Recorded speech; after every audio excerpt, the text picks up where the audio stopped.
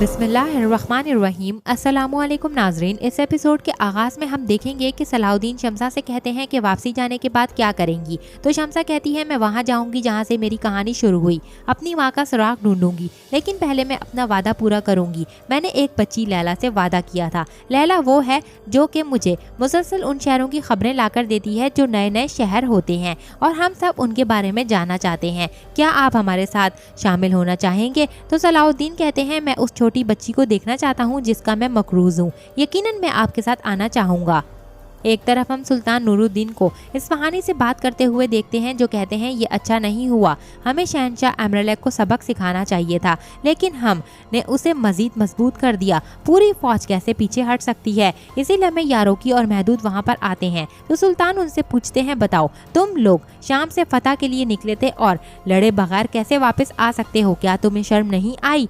दूसरी तरफ विलियम एमरलेक से पूछता है कि चातलियों के बारे में आपका क्या ख्याल है? तो एमरलेक कहता है मैं हैरान हूँ, उसका तोहफा बहुत अच्छा था और वो पुरसकून लग रहा था, ताहम पहले तासुरात गुमराहकुन हो सकते हैं। तो विलियम कहता है हमें जल्द से जल्द एबलन के बारे में बात करनी चाहिए, उसका नए कमांडर का तयन करना चाहिए। मेरे ख्याल में चातलियों से मौजू उम्मीदवार और कोई नहीं। तो एमरलेक कहते हैं मुझे इस बारे में पहले जियोम से बात करनी होगी, इसके बाद मैं अपने फैसले से आगाह करूंगा। दूसरी तरफ हम शहजादे बाल्टोन को देखते हैं जो कि अपनी बहन से कहता है कि लॉर्ड गाय बहुत शानदार तरीके से तीर चलाता है, उसे तीर कमान से निकालना आता है, उसने मुझे सिखाया और उसने कहा कि तुम मेहनत करोगे तो तुम भी एक दिन अच्छे तीर अंदाज बन सकते हो। इतने में लॉर्ड गाय लॉर्ड जियोम के हमरा वहाँ पर आता है और सबीरा लॉर्ड जियोम से पूछती है लॉर्ड जियोम तुम ठीक हो? तो लॉर्ड गाय उसे कहता है अफसोस के साथ शहजादी, मगर मुझे आपके शौहर को लेकर जाना पड़ेगा, हमें बादशाह एमरलेक से अहम मामले पर बात करनी है। तो लॉर्ड जियोम कहता है हाँ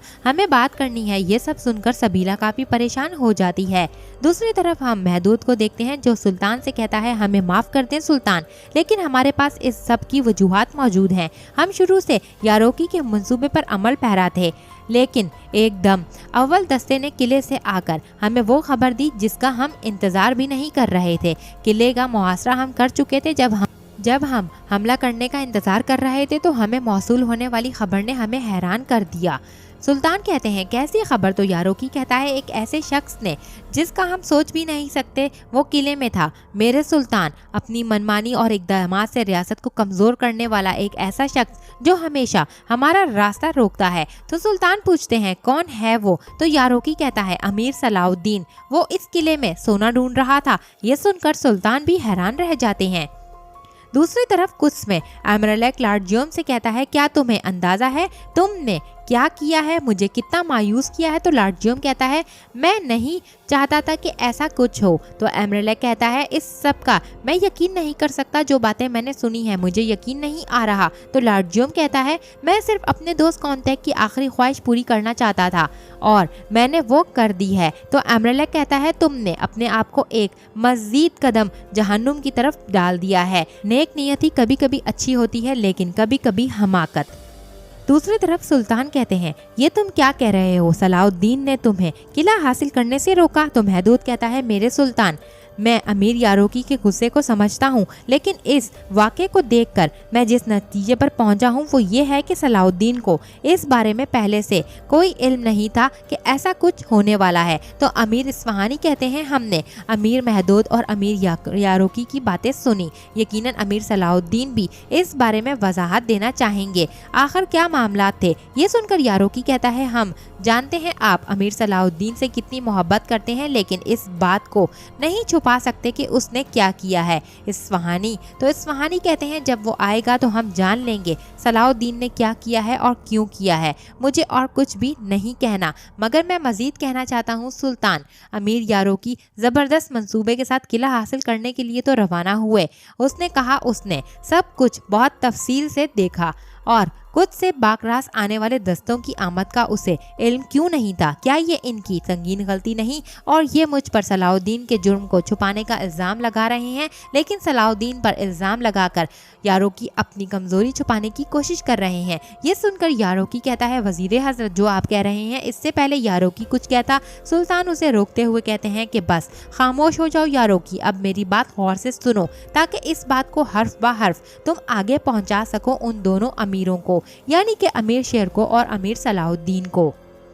वहीं एक तरफ कुछ का मंजर दोबारा दिखाया जाता है, जहां पर लॉर्ड ज्यूम एमरलेक से कहता है कि मैंने वही किया जो मेरे ज़मीर ने कहा। तो एमरलेक कहता है तुमने सिर्फ हमाकत की है लॉर्ड ज्यूम, और यकीनन तुम्हें इस हमाकत की कीमत अदा करनी होगी। अगरचे तुम्हें मालूम था कि जो तुम करने जा रहे हो वो गलत है। हमने मालियाती तरतीब जो बाकरास के लिए कायम की थी वो हमारे लिए कितनी अहम है ये भी तुम जानते थे, लेकिन तुमने सोना मुसलमानों के हाथों में जाने दिया। हमने किले के भरोसे सब कुछ तबाह कर दिया। तुमने कुछ की बादशाही से पैसा चुराया है, जिनके बारे में लॉर्ड गाय ने मुझे बताया। वो कौन लोग थे जो तुम्हारे साथ किले में दाखिल हुए? ये सुनकर लॉर्ड ज्यूम कहता है मामूली से लोग थे जो बाकरास के इस इलाके को अच्छे तरीके से जानते थे और उन्होंने मेरी मदद की। इस पर एमरलेक कहता है अगर तुम मुझसे कुछ छुपा रहे हो तो इसकी भी बहुत बड़ी सजा तुम्हें मिलेगी, और अगर तुम कुएं में गिर गए तो वो बहुत गहरा होगा और मेरा दामाद होना भी तुम्हें उससे नहीं बचा पाएगा। तो लॉर्ड ज्यूम कहता है छुपाने के लिए कोई बात नहीं है जापना, मैंने जिस जुर्म का इर्तिकाब किया है उसकी जो भी सजा होगी मैं सहने को तैयार हूँ। इसी के साथ एमरलेक सिपाहियों से कहता है लॉर्ड ज्यूम को जिंदान में डाल दो, फैसला होने तक ये वहीं पर रहेगा, और सिपाही लॉर्ड ज्यूम को जिंदान की तरफ ले जाने लगते हैं।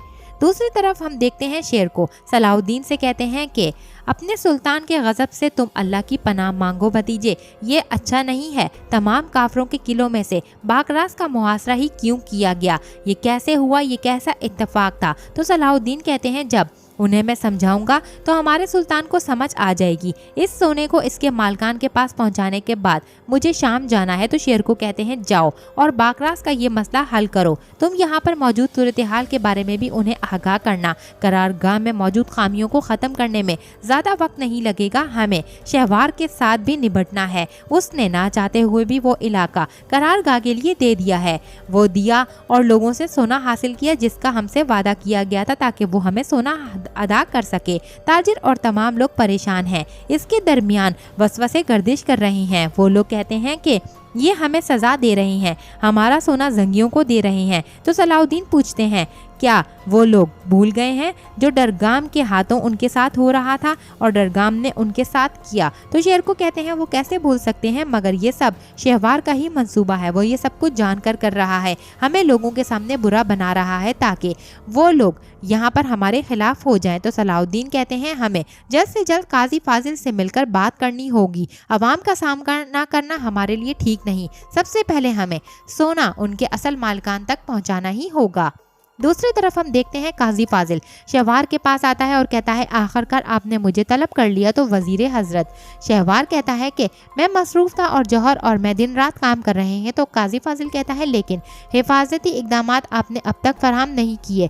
लोगों ने जिस चीज़ के लिए उम्मीद लगाई हुई है वो बहुत जल्द पूरी नहीं हुई और ये तमाम लोगों के शिकायती खतूत हैं। ये कहकर काजी फाजिल खतूत देने लगता है तो जौहर आगे बढ़कर वो खतूत ले लेता है। उसके साथ शहवार सवाल करता है उन्हें मुझसे क्या शिकायत हैं? तो काजी फाजिल कहता है आपके भारी महसूलात से मुतल्लिक शिकायत हैं। तो जौहर कहता है काजी फाजिल हमें ये सब करना ही पड़ता है वरना हम जंगियों का कर्ज अदा नहीं कर सकेंगे। तो काजी फाजिल कहता है अगर ये मामला हम दीवान में उठाते तो कोई रास्ता मिल ही जाता। हम सिकंदरिया के अमीरों से तवील मुद्दत के लिए रकम उधार ले सकते थे। तो शहवार कहता है क्या अब हम यहूदियों के पंजों में हमें देना चाहते हो? तो काजी फाजिल कहता है हम सुल्तान नूरुद्दीन जंगी से भी बात कर सकते थे, उससे कर्ज में ताखीर का कह सकते थे। इतने में बाहर से कुछ लोगों की आवाज़ें आती हैं कि हमें शहवार से बात करनी है, सामने से हट जाओ। और फिर सिपाही अंदर आकर बताता है कि कमांडर महमूद और उसके सिपाही आए हैं। इस पर कमांडर महमूद सिपाहियों के हमरा अंदर आ जाता है और कहता है वजीर हजरत अब चीज़ें आपके हाथ से निकल चुकी हैं। आप खुशकिस्मत हो सकते हैं और खैरियत से भी हो सकते हैं, मगर बदकिस्मती से हम बिल्कुल भी ठीक नहीं हैं। हम उस बोझ के साथ गुजारने की कोशिश कर रहे हैं अपनी ज़िंदगी जो आपने हमारे सरों पर डाला है। क्या आप जानते हैं कि आपके मुल्क में क्या हो रहा है? तो शहवार कहता है तुमने क्या सुना है कमांडर, सीधी बात करो। तो महमूद कहता है जब मिस्र के लोग आपके भारी महसूलात के नीचे दबे हुए हैं तो जंगी एबलन के तारीखे वतन को सोना बांट रहे हैं। काजी फाजिल कहता है खजाने से ये सोना तकसीम नहीं किया जा रहा जनाब, ये वाकया बहुत पुराना है। सोना एबलन के लोगों का ही था जो लिया गया था उनसे। तो महमूद कहता है अगर कोई और ये बात कह रहा होता और इसमें हर कोई ये झूठ बोल रहा है तो कोई ना कोई ये राज है। मेरा अंदाजा है कि आप अपना हिस्सा पहले ही ले चुके हैं। ये सुनकर काजी फाजिल को बहुत गुस्सा आता है और शहवार कहता है अपनी हद में रहो, तुम्हारी फौजी खिदमत की वजह से तुम्हें बर्दाश्त कर रहा हूँ महमूद, मुझे गुस्सा मत दिलाओ। तो महमूद कहता है फिर ये जुल्म खत्म करें, हमें महसूलात से किसी का पेट नहीं भरना। फिर वो लोग शोर करने लगते हैं कि हम जंगियों को इतना महसूल अदा नहीं करेंगे। इसी के साथ महमूद कहता है हम महसूल नहीं देंगे वरना हम अपना हिस्सा जबरदस्ती हासिल करेंगे। तो शहवार कहता है क्या तुम मुझे धमकी दे रहे हो, मेरे सामने से दफा हो जाओ, सिपाहियों इनको बाहर ले जाओ। और सिपाही उसके सिपाही साथियों को बाहर ले जाते हैं। जिसके बाद महमूद कहता है मैंने 40 साल फौज की खिदमत की मगर अफसोस मुझे ये सिला मिला। ये कहकर महमूद भी वहां से चला जाता है। और फिर शहवार काजी फाजिल से कहता है क्या जंगी अमीर मेरे लोगों को मेरे खिलाफ ही उकसा रहा है, उसे ये करने की कोशिश नहीं करनी चाहिए थी, मुझे बताने की भी जहमत नहीं कर रहे और तुम नूरुद्दीन जंगी से मुझे भीख मांगने का कह रहे हो। इसी के साथ यहाँ पर ये एपिसोड अपने अख्ताम को पहुँचती है। नेक्स्ट एपिसोड के लिए चैनल को सब्सक्राइब करके बेल आइकन को जरूर से प्रेस करें। Thanks for watching and keep supporting us.